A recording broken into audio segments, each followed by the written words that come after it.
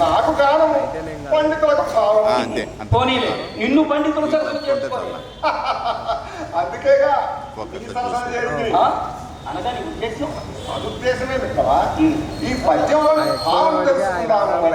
మిత్రమా, పద్యములోని పదములకు అర్థం తెలుసుకుంటే భావం అదే బోధపడుతుందయ్యా. అర్థము భావము అర్థము భావము అనే విషయాలు తెలియకుండానే పద్యాలు పాడే కేవల గాయకులే నటులుగా చలామణి ఉన్న ఆ నాటకాలు చూసే మా వంటి వారికి ఆజ్ఞానం ఎక్కడిది?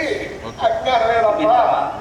అది సరే గాని ఈ పద్యములోని ఒక్క పదము నీకు అర్థం కాలేదా? ఒక్క ముక్క మాత్రం తెలియపడలేదు. ఆహా, అంత అదృష్టం చేసుకున్న పదం ఏమిటో మొత్త చెప్తామని. ఆహా, ఏది వినాలో ఏది వినపడాలో అదే నీ చెవిటి పడిందయ్యా.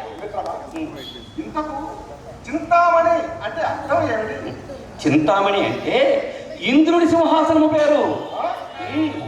కోరిన కోరికలు తీర్చేది అని దీని భావం. అవునా? అవును మిత్రమా, ఇప్పుడు నటులు ప్రదర్శించడానికి సిద్ధంగా ఉన్న నాటకం పేరు చింతామణియే కదా? అవును. మరి ఆ ఇంద్రుడి సింహాసనం పేరు కూడా చింతామణియే కదా? అవును, చింతామణియే. అదేమిటి మిత్రమా, ఆ పేరు తీసుకొచ్చి ఈ నాటకానికి పెట్టడం ఏమిటి? అందున ఒక వేశ్యకు ఈ పేరు పెట్టడం చాలా సముచితం. సముచితం? అవును. భగవంతుణ్ణి చేరుకోవాలనే నిప్పు లాంటి కోరికపై కప్పబడి ఉన్న కాంత కనకం వంటి బూడిద పొరలను తన తత్వజ్ఞాన బోధామృతంతో తుడిచివేసి ఆత్మను పరమాత్మకు చేర్చాలనుకునే కోరిక తీర్చే ఆ చింతామణే ఈ చింతామణి. మిత్రమా, ఇంత మంచి నాటకాన్ని రచించిన కవి ఎవరు? మిత్రమా, సంఘ సంస్కరణాభిలాషి, అభ్యుదయ భావాలకు ఆదర్శ జీవనానికి నిలువెత్తు ఉదాహరణ. వరవిక్రయం, మధుసేవ, పద్మవ్యూహం, సంసార నటన వంటి అనేక నాటకాలను సమాజ శ్రేయస్సు దృష్ట్యా బాధ్యతగా రచించిన కవి శ్రీ శ్రీ శ్రీ శ్రీ కాళకూరి నారాయణరావు మహాశైలు. భాగ్యం అంటే మాది కదా. అవును మిత్రమా, నేడంత భాగ్యం అంతటి మహాకవి రచించిన నాటకాన్ని తిలకించడం మా కళ్ళకు 100 రుచుల ముందు. అవునవును. మిత్రమా, ఈ నాటకం మీద ఏదో దుష్ప్రచారం కూడా ఉంది అని విన్నాను. ఏమిటది? అదేనయ్యా, ఒక వర్గం వారిని కించబెట్టే విధంగాను, మరి బూతుల పంచాంగం అని, అది కాకుండా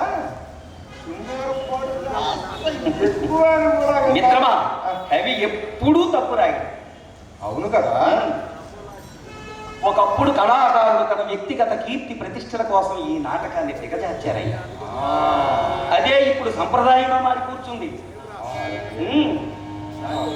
చింతామణి ఇంటికి వివిధ వర్గాల విధులు వస్తారనే విషయాన్ని తెలియచేయడానికే ధనవంతుడైన సుబ్బిశెట్టిని, మహాపండితుడైన విడవమంగళమూర్తిని, ఉన్నదంతా దోచిపెట్టే మధ్య తరగతి చెందిన భవానీ శంకరం వంటి పాత్రలను ఇందు చిత్రీకరించారు కాళకూరి వారు.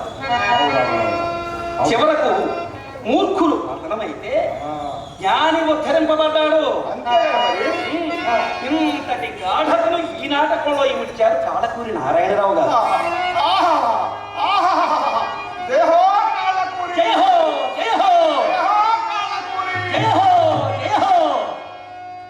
మిత్రమా, ఇక నటులకు ప్రేక్షకులకు మధ్య తెరలాగా మనమెందులకు. అదిగో చెప్తామని శ్రీహరి కలిసి వేణుగోపాల నాట్యం చేయడానికి వస్తున్నట్టుంది. మనం కూడా వెళ్ళి చింతామణి నాట్య ప్రదర్శన వీక్షించి భగవద్ దర్శనానికి వస్తున్న రాధా విడవమంగళమూర్తులను కూడా పరిచయం చేశాను.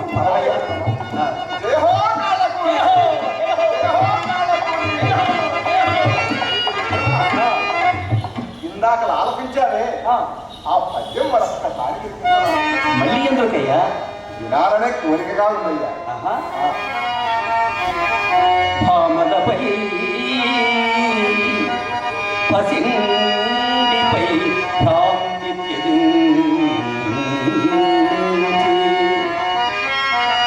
విశుద్ధ తత్వబోధామృతము గ్రహించి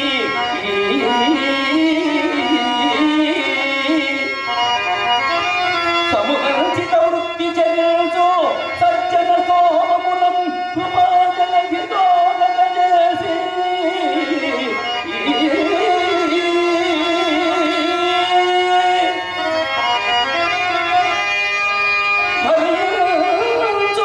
భక్త చేదోమణి అయినా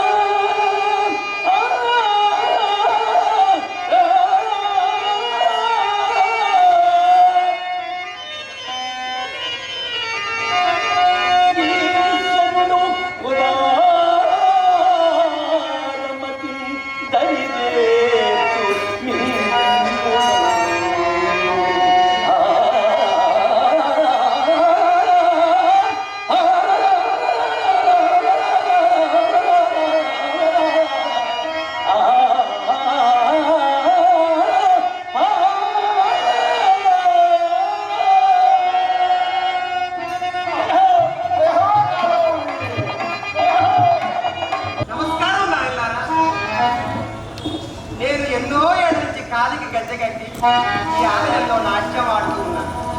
నేను పెద్దదాన్ని అయిపోయాను. నాట్యం ఆడితే శరీరం సహకరించట్లేదు. అందుకోసం నా విద్యనంతా రంగరించి మా పెద్దమ్మాయి చింతామణికి నూరిపోశాను. ఇన్నాళ్ళు నా కళ్ళను ఆదరించినట్టే, నా నాట్యాన్ని ఆదరించినట్టే అమ్మాయి సీతామణి నాట్యాన్ని ఆదరించారు. పేరు పేరున నమస్కారాలు తెలియజేస్తున్నాను.